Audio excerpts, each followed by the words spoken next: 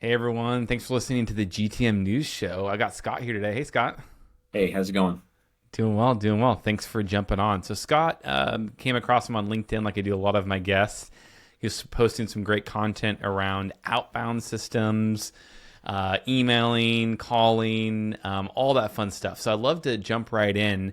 And before I hit record, you mentioned we should definitely talk about what folks are not a good fit for when it comes to outbound strategy. So let's start there, Scott. Love to hear your thoughts.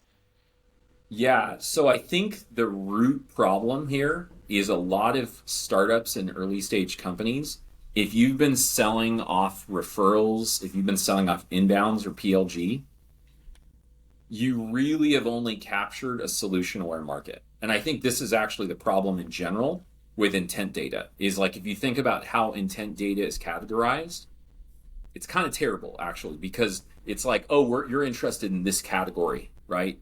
It's kind of trying to take inbound marketing and put it on outbound. The problem with that is if you're going to do typically outbound messages, at least on from an email perspective that are solution focused, you get like a 0.1% conversion rate from email to interest.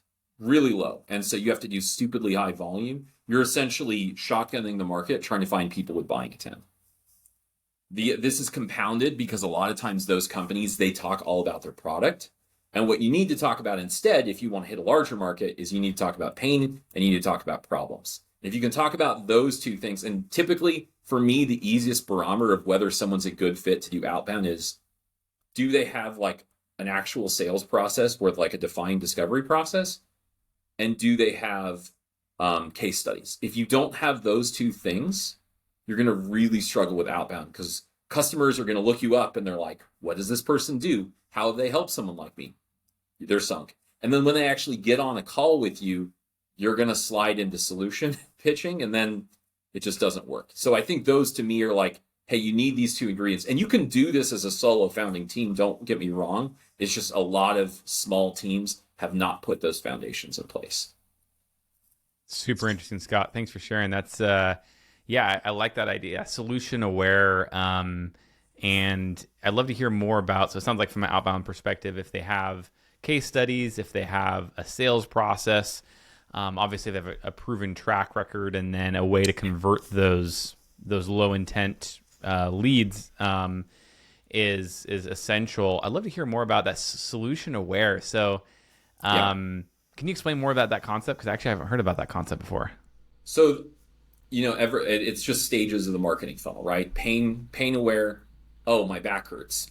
Problem aware. It's like, oh, I have a herniated disc. Solution aware. I'm considering steroid injections or this kind of surgery. Like where, or I'm looking at chiropractors. Solution is I have decided what to do with my problem.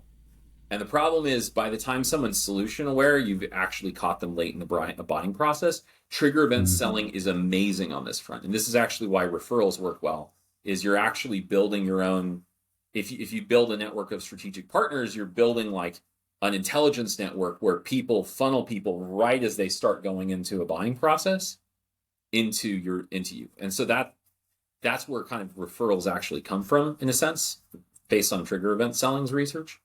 I think that where people, I'm trying to put another way of thinking about this is demand creation versus capture, right? Anything that's solution aware, we are this category, that is demand capture messaging.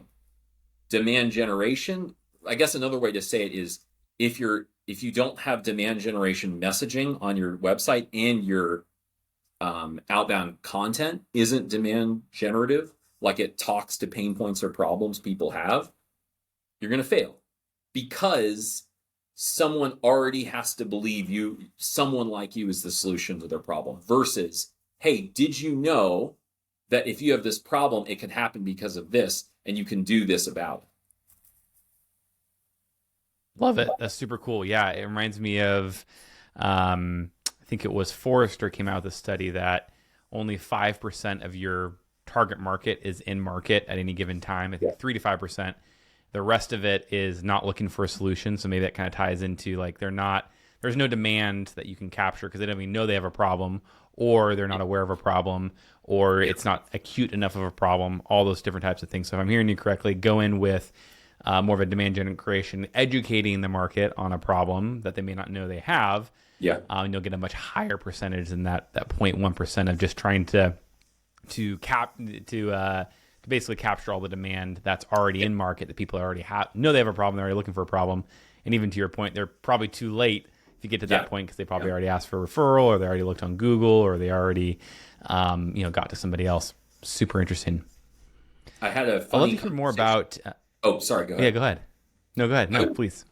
I was just saying, I had a funny conversation. I was asking Justin Michael, like, hey, what do you think about buying cycles and intent? And Justin was like, I create buying cycles, right? And I think the heart of good sales trainers is they dig especially guys like Justin in top of funnels, they dig and they're like, hey, other people like you have solved this problem. Other people like you have addressed this.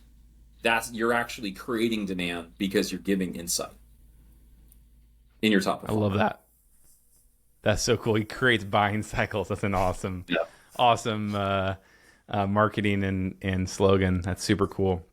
Cool, awesome. So we kind of built a foundation as like folks that are not a good fit. Like if they don't have case studies, they don't have a sales process. Maybe they're going in with a solution aware mindset of like, hey, how do I just get those 3 to 5% of your market versus going in with educating. What else? What other things do you see that are like best fit for folks that are looking to do outbound? What are some great clients that you've had great success with? What type of clients were they? What kind of mindset? What kind of systems, processes, etc.? Honestly, part of the reason we're going through the pivot is I am not happy with the revenue creation we've had with a lot of clients. A client I had a few years back had this very strange and interesting offer, which was like, hey, I will ghostwrite a book for you. And then once we ghostwrite a book, I will make it a #1 bestseller on Amazon. And you'll be able to leverage that to get clients to do that. And the way it worked is you didn't have to do any writing. You literally just like, you did 10 interviews and then a writer wrote the book based on the call transcript. So it's content repurposing. People know about that these days, but that worked very well. We generated quite a bit of sales, but that's also a unique offer. I think one of the reasons I'm pivoting my business model is a lot of the clients we've had have been pretty early stage and don't always have a sales leadership background. So like we would do call audits and I was like, I don't know about this. Like we have one client where even though I'm not personally happy with the email results, they've got like pipeline committed like a month or two in. And really what that came from is the sales leader was just so on point, like jumped on the leads, thoughtful responses, good discovery, like very clear next steps. They did a very good job at that. And they also had a clear idea of their ICP. That works. Then it works really well if you can do that.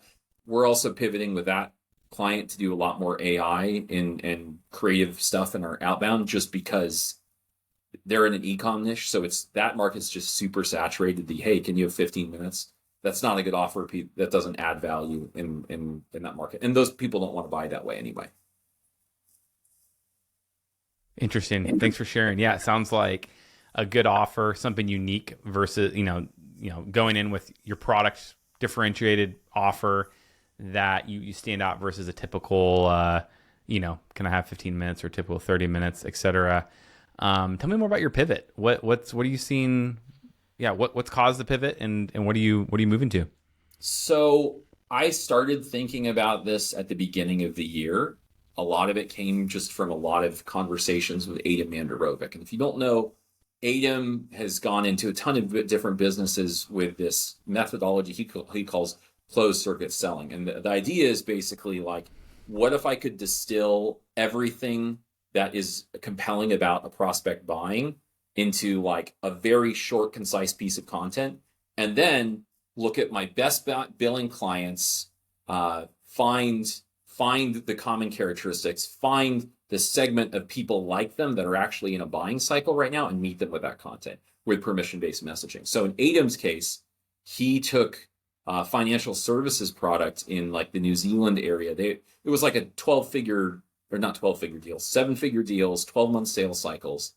And he was so dialed on his messaging and his targeting, he would get 7-figure deals to call closes, because he'd find the people exactly in buying cycle and just say, hey, look, can I send you this research on XYZ?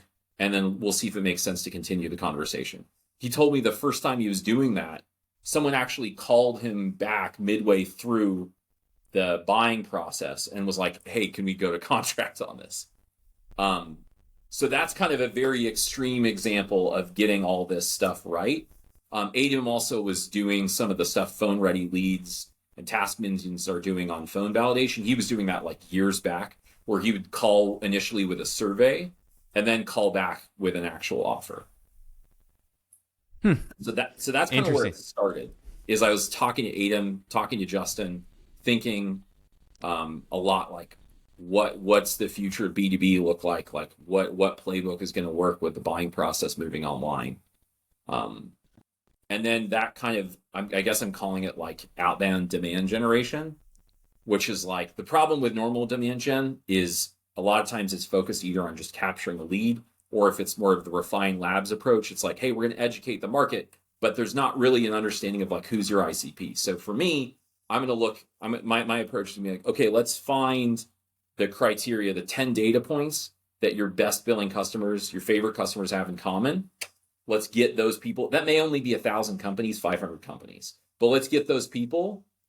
And then what outbound demand generation is going to be about is bottom funnel up, right? And a lot of, I hear ABM marketers talking about, hey, I'm going to work on new top of funnel content. I think that's the wrong place to start. I think, hey, let's start with the bottom of funnel content. Let's figure out why our prospects are buying. First, let's revamp the proposals and the sales process and sales collateral, re-engage all of our dead leads, see if we can get some closed won. Then let's make sales calls useful again. Let's find some good reason like an audit or something educational or uncovering a problem or a roadmap, something that is like, hey, I actually want to talk about this. And coincidentally, those pain points that you discover during that call, tee up a proposal, tee up a next step, create a value-added sales call, and then top of funnel, we do things like events, LinkedIn content, white papers. That's kind of the pivot that we're going through.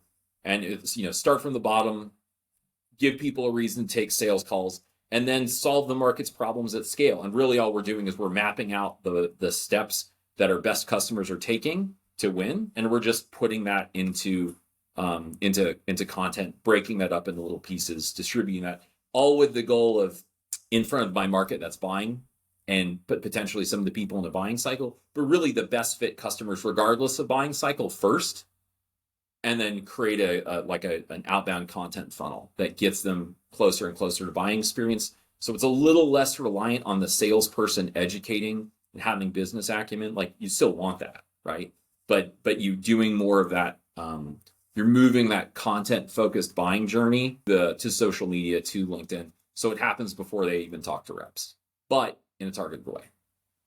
Very cool. So if I'm hearing correctly, you kind of start with research, like what, bottom of the funnel, what activities, what content, what messaging worked, and even further down, like the customers, like what success worked, case studies, et cetera. Absolutely. Take all that data, take all that messaging, and then funnel that into first kind of an outbound content approach, which is really interesting. I'd love for you maybe dig a little bit deeper in that. I think most folks that are listening understand taking that content and running ads or, creating organic content or, doing thought leadership, et cetera. But maybe if you could talk a little bit more about how you distribute that through an outbound approach. Sure. So first of all, before we do anything outbound, and I think that the usual problem with outbound agencies is like, it's going to take 90 days before you start seeing revenue. That's not a good client experience. So what I want to do is like, hey, first, let's get, because like if you're a new sales rep, what's the first thing you're going to do? You're going to call all the closed lost, right? That's the fastest way for you to hit your number.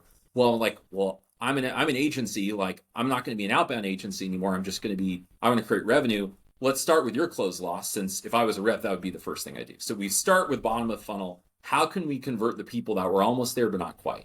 So we start with that.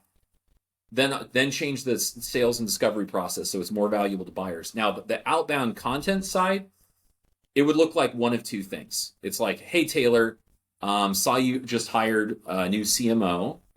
Given the raise, I'm guessing you're trying to do a lot more brand building and lead gen to fuel future sales expansion, right? We've helped brands like X, Y, and Z do this. Would love to talk through a few of the latest marketing plays that's making them successful. That's an example of a value-added sales call that you would target to someone with buying intent or triggers, right? So that's an example of value-added. That's an example of kind of, you're still asking for a call, but you're creating value. You're crafting the sales experience to serve the buyer and educate the buyer and create value to their situation. So that's one example.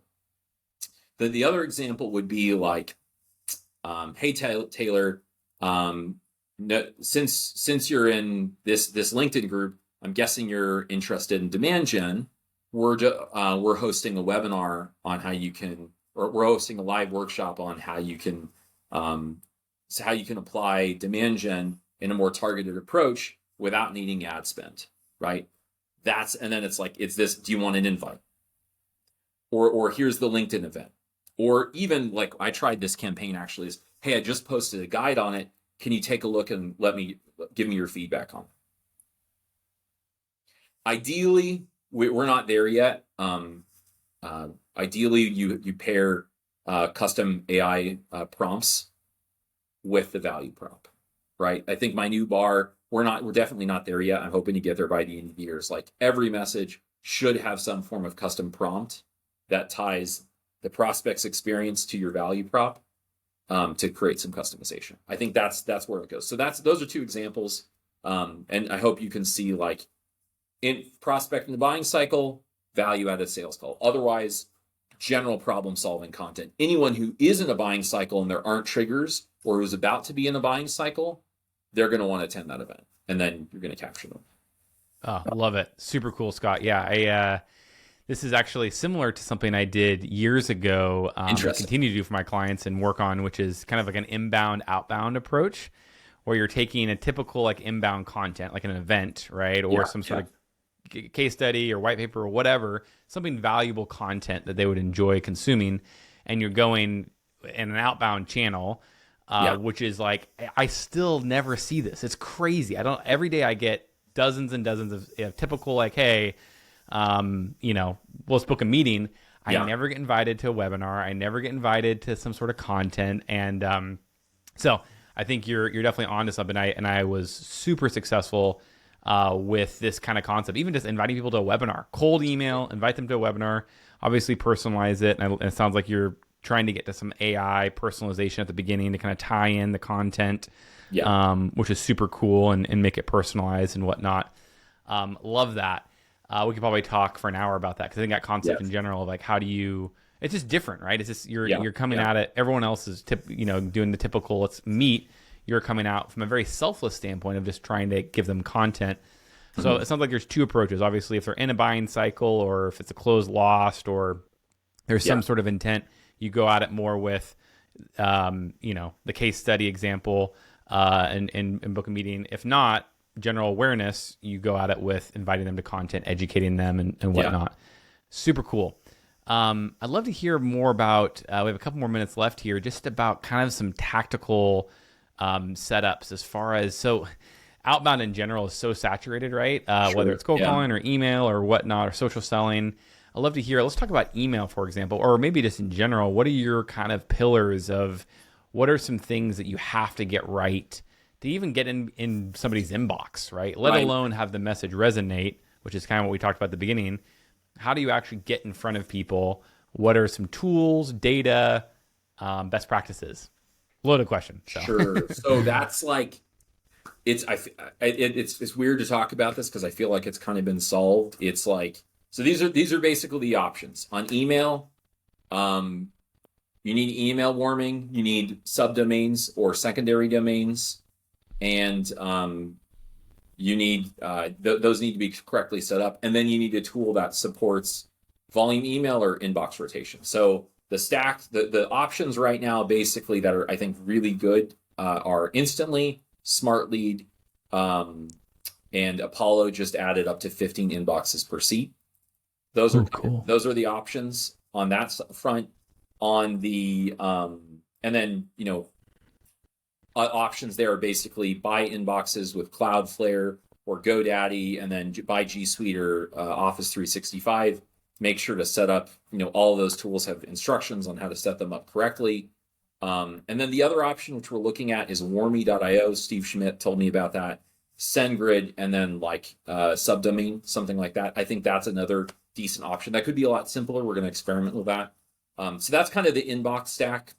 Nothing too crazy there. Like, just set up the tools correctly. The harder part with email actually is you need a really clean lead list. So you need to do some form of lookaliking.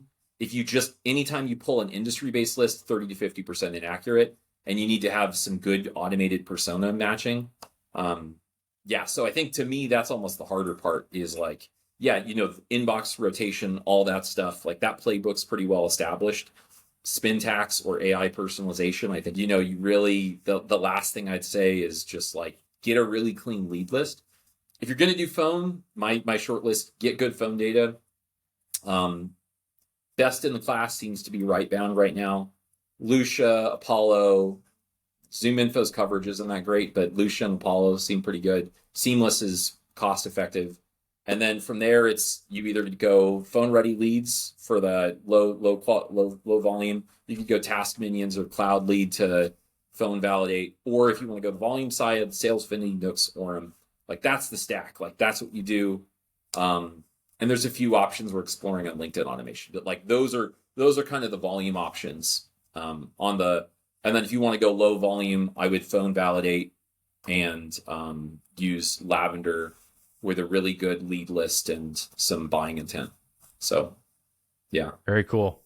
Well, that you could probably do a 2-hour masterclass on just all that technology and what the whys behind it and everything like that. And I've learned a lot from you, and I've looked into almost all those things, and I can attest that you need all of those things. And unfortunately, yeah. I'm curious, Apollo's data, do you validate their data at all, or are they good to go in general? So you have to use verified Apollo leads, but if you do verified, you don't. It's like it used to be a lot worse. They made some changes, and now it's like if you have verified Apollo data, you're basically done. Like we don't do anything else. Like we pull the lead list from Apollo. You have to check the box that's like only verified leads, and then you're done. And then my go-to there from there would be like Scrubby, and then do some other waterfall enrichment. But like Apollo verified and done is good enough 90% of the time. Very cool. Interesting. And so yeah, I've been following Apollo for a while. I'm a customer of theirs and really appreciate everything they're doing. Have you used their sequencers at all? Because I know like syntax, can you even do syntax in Apollo? Funny. You can't, okay. I just met with the product manager and I was like, hey, this is how you should build. I met with the product. They have a really incredible PM in charge of sales engagement, Matt Lincoln. I'm really optimistic. They've got, I don't know, they have good things coming on the dialing front. And I think I can say that I talked with them about how I would implement Spintax. It's going to be significantly better. Their Spintax is going to be significantly better and easier to use than other tools on the market. So I'm very excited about that. Or you don't really need Spintax if you have AI personalization. Just FYI on that. Got it. Totally. Yeah. How do you integrate the AI personalization with Apollo? So we're getting into the weeds here. We don't do a ton of that. The current plan is going to be just CSV imports from Play or Magic Reach would probably be one of the two go-tos. Cool. Eventually, we might use Cargo and a direct API integration. I'm trying to get them to loosen up the API limits, but Apollo's got a pretty limited API out of the box. Unfortunately, they have a lot of rate limits that makes it more painful. So, got it. Hopefully, they change that. Got it. Cool. Super helpful. Yeah, I know we got into the weeds. That's cool. Yeah, really valuable information. I think in general, biggest takeaways are obviously determine if you're a right fit to do outbound. I really love that content. How do you coin that again? Content led outbound, or I'm calling it outbound what was the demand term you generation. used there? Outbound demand generation. Outbound demand generation. That's Right. that's what I'm Very labeling it cool. as. Yeah. And whether you're educating folks, we have a minute or two left. Can you just give me kind of the rundown of intent data? What's your thoughts on intent data? How valuable is it? So And then I have not triggers, if those things kind of coincide. I have not personally used it a lot. Okay. So I am like, from what I have heard from the people I've talked to, um, they're seeing like double digit lifts in close cycle close rate. From a structural perspective, from what I've talked to with Kyle Williams at Brickstack, you like double. So the way it's like, okay, intent data, 10 to 40% lift could be really good in enterprise. But if you pick the right structural fit, you 2x the close rate. That's what, at least what Kyle Williams had. So for me, I'd rather pick the right structural, just do a really tight lookalike first. And then sure, you can layer on buying triggers on top of that. But the buying triggers that are active, you're maybe, that's what I've heard. Max at Trigify did a really interesting test on that. He saw like a 10-15% lift. So it's noticeable. It's better. I don't think it's as important as building a good lookalike, in my opinion. Got it. And the lookalike is just finding the right list, making sure you're targeting the right ICP to based on your current customer success. What are your A tier best billing customers, happiest what customers have? Because usually you will find trends. For instance, a lot of SMBs, I've seen this in a couple different companies. Your A tier customers, they typically will have a certain number of people in key departments. So for instance, one company we worked with, the A tier lookalike was they're using Shopify, they're using Cloudflare CDN, they've got at least 10 meta ads in the meta ad library, meta ad pixel. They're using Klaviyo. They've got at least one marketer, at least one person in the ops department. I think that was it. Oh, and they have 90K plus site visits a month. Another guy, site visits didn't matter, but they had to have one marketer, one salesperson. So that's kind of like department head counts and key titles. Like for me, if someone doesn't have an account executive, they're a lot worse of a fit. So for me, those are like that. Those are some. No one was really talking about that as a fit thing. Presence of job titles, department headcounts, tech.